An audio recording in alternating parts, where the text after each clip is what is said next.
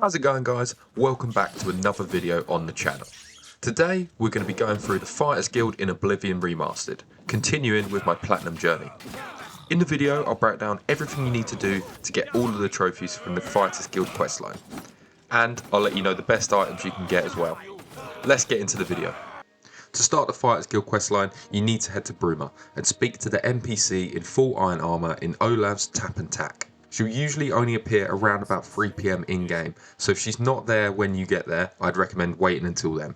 Once she's there, just talk to her about joining the guild, and then she'll point you in the direction of Vilena Donton in Coral, or Azan in Anvil, or Burz Grow Cash in Shadenhall. There won't be a marker on your map, so you have to remember the locations and the people that you're meant to meet.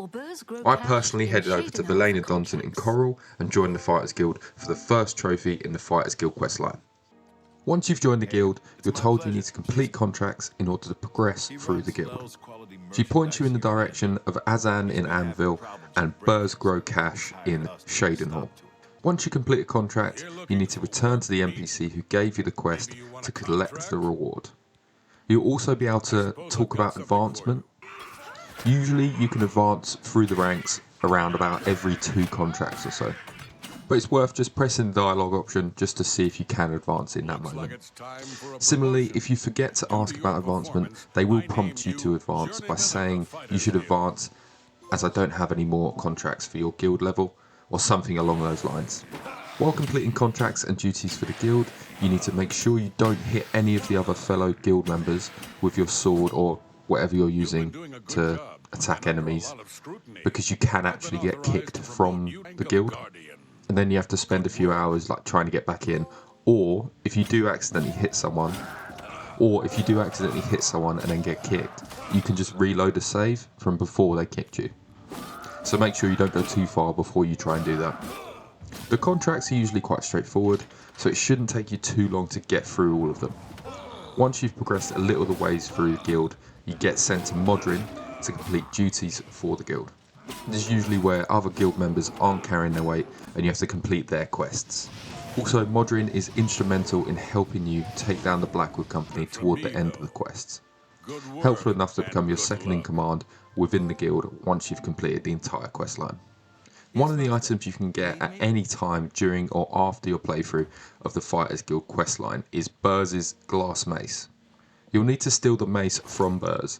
I'd recommend doing this while he's asleep, and also you won't be able to actually steal his mace without him noticing until your sneak level is high enough, so definitely come back and do this once you have a nice and high sneak level. Once progressing a little further through the Fighters Guild, you'll get a quest called Emelian's Debt. Through this quest, you can acquire the Emelian family armour. There are 7 pieces of armour scattered throughout the tomb, and at the end of the quest, you can either give up the sword and chest piece, or you can pay 1,000 gold to keep them. As I say, they are scattered all through the tomb. On screen now, I'll be showing you exactly where all of them are. I actually missed 1 piece of armour originally, so I had to go back and get that for you guys. The armour is decent. Personally, I decided to keep both the sword and chest piece and paid the 1,000 gold.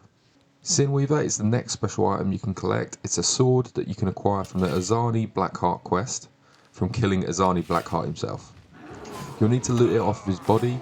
It's a 2-handed sword, and it comes with drain fatigue and fire damage. When I picked up the sword myself, it had 10 points on each of those. I'm not sure if that's different depending on your level. You just have to let me know in the comments. Lord Rugdump's sword can be attained from the Noble's Daughter quest once you've returned her to him. Again, this is a 2-handed sword but comes with Absorb Speechcraft and Silence on Strike. Mine had 5 points of Absorb Speechcraft and 5 seconds of Silence on Strike. But again, I'm not sure if this changes depending on level, so yeah, let me know.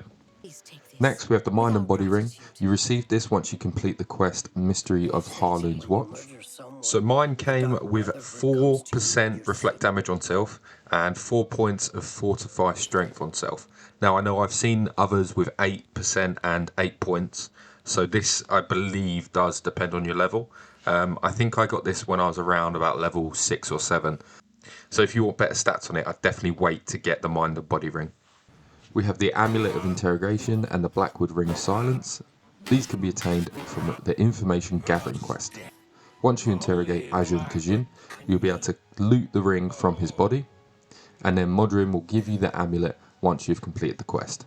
The ring has fire damage on self of 150 points, so to be honest, the ring is virtually pointless. So my amulet has 6 points of both Fortify Hand to Hand and Fortify Speechcraft. This is definitely dependent on level. I've seen people with 9 points, so obviously if you want better on those, then go for it a bit later on. Lastly, we have the Helm of Orien Bearclaw. You'll receive this from Modrin once you complete the final Fighters Guild quest, the Hist. The Helm comes with Fortify Agility and Fortify Endurance, and has 10 points of both.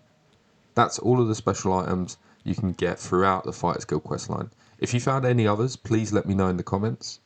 But for now, let's get into my thoughts on the Fighters Guild and the final trophy.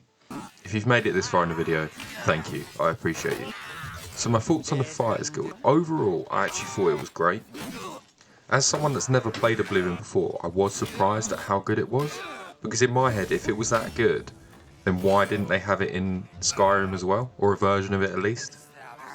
Because obviously they had the Thieves Guild, the Mages Guild, and the Dark Brotherhood in Skyrim.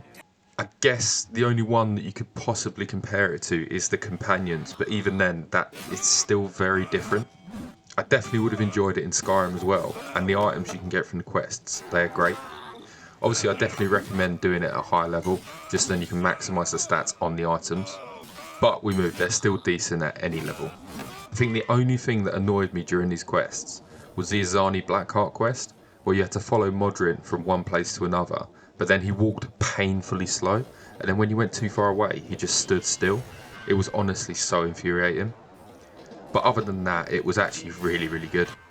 I definitely recommend getting this questline done. And that's the final trophy. I hope everyone enjoyed the video. If you could leave a like, that'd be great. If you wanted to subscribe, that's even better. Have a great day. Safe.